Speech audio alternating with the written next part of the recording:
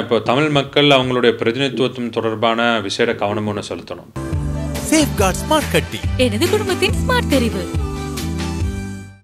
ஏன்னா இன்றைக்கி கண்டி மாவட்டமும் கொழும்பு மாவட்டமும் எங்களுடைய இன அடையாளத்தை அடிப்படையாக வைத்த சில இடங்கள்.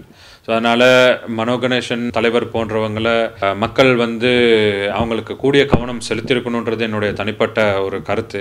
ஏன்னா அவரை போன்ற ஒரு தேசிய தலைவர்கள் இருக்கப்பட வேண்டும். நாங்கள் ஐக்கிய மக்கள் கூட்டணிக்கிட்ட நாங்கள் கோரிக்கை ஒன்று முன் வச்சுருக்கோம். அதே நேரம் என்பிபியோடைய அலை பெரிய ஒரு தாக்கத்தை ஒன்று ஏற்படுத்தினால தான் ஒரு தமிழ் பிரதிநிதி ஒருத்தருக்கு அங்கே வர முடியாத ஒரு சூழ்நிலை ஏற்பட்டிருக்கு.